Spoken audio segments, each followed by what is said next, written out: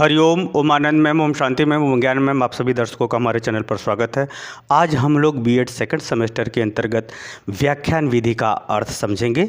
व्याख्यान विधि को हम लोग परंपरागत विधि के नाम से भी जानते हैं, शास्त्रीय विधि के भी नाम से जानते हैं।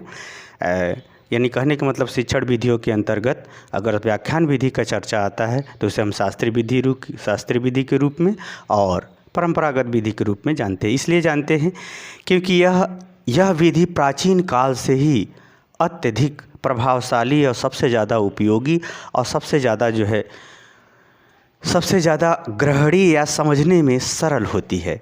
व्याख्यान विधि अगर ये बात करें तो इसके अंतर्गत सामान्य जो है कोई भी जो अपने ज्ञान को बोल करके एक भाषण के रूप में समझाने का बताने का प्रयास करता है। तो आइए आज हम लोग इस वीडियो के अंतर्गत व्याख्यान विधि का व्यापक और व्यवस्थित अर्थ देखते हैं।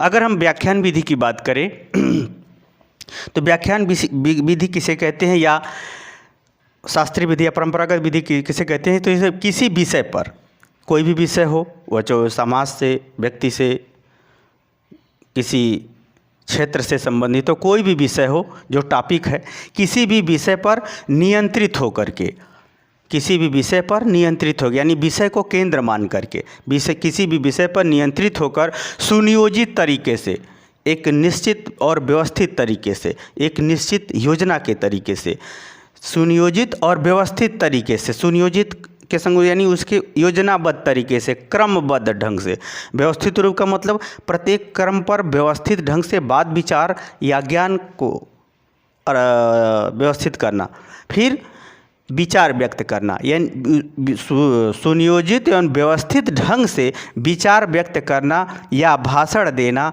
क्या कहलाता है? व्याख्यान विधि कहलाता है। इसको देखिए फिर से, किसी विषय पर नियंत्रित होकर के सुनियोजित यानी योजनाबद्ध तरीके से व्यवस्थित होते हुए ज्ञान को विचारों के माध्यम से प्रकट करना क्या कहलाता है? भाषण कहलाता है।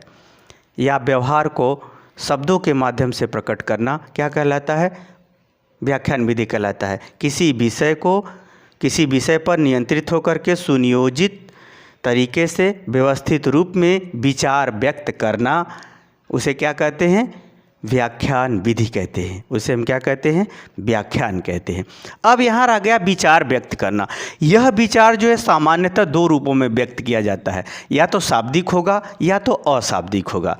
जैसे आप बोलते हैं, भाषा का प्रयोग करते हैं तो शाब्दिक व्याख्यान हुआ।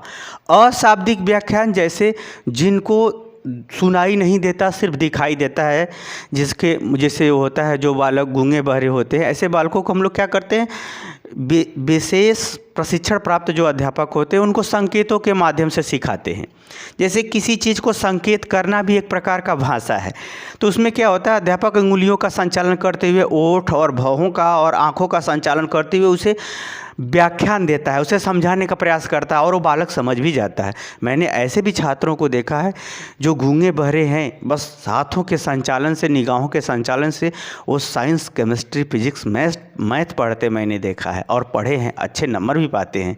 तो कहने का हमारा ये तात्पर्य है कि व्याख्यान ऐसा नहीं कि सिर्फ शब्द का ही प्रयोग है, उसमें शाब्दिक और अशाब्दिक दोनों विचार आ सकते हैं। जैसे मैंने कोई चीज़ आपको पढ़ाया, आपको मैंने हिंट किया कि वहाँ पर सतर्क रहना, पहले का बता चुका हूँ, फिर दोबारा हिंट किया वहाँ पर सतर्क रहना या वहाँ पर सावधानी बरतना, तो वह अशाब्दिक हुआ। कहने का मतलब ये है जो भाषण होता है वह जो है शाब्दिक और अशाब्दिक दोनों रूपों में होता है, परंतु अशाब्दिक विशेष रूपों में देखा जाता है। होता तो है लेकिन विशेष रूपों में। सामान्यतः जो है शाब्दिक या भाषा का ही हम लोग प्रयोग करते हैं, तो उसे हम क्या कहते हैं?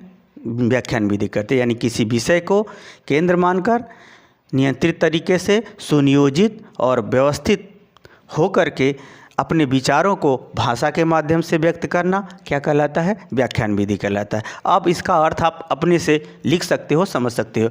अब आता है महत्व की बात आती है कि व्याख्यान विधि का महत्व क्या है या व्याख्यान विधि का व्यापक दृष्टिकोण क्या है, ये देखते हैं। महत्व नहीं, व्यापक दृष्टिकोण।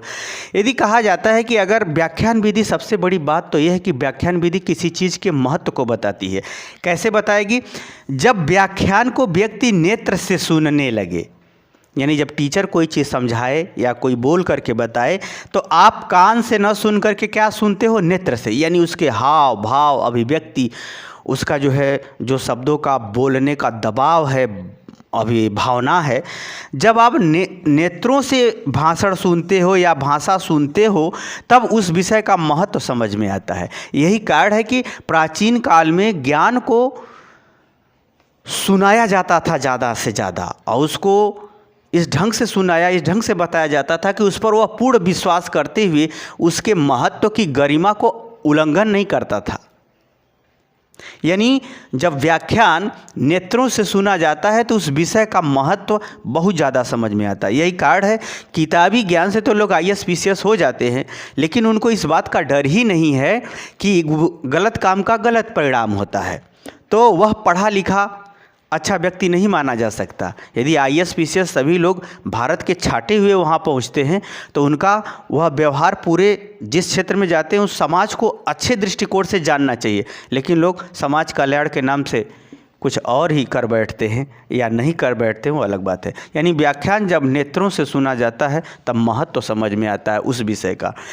व्याख्यान जब शरीर से आप सुनेंगे, जब शरीर से आप व्याख्यान को सुनेंगे, उसके हाव भाव से सुनेंगे तो आपके अंदर कला कौशल अभिव्यक्ति आ जाएगी।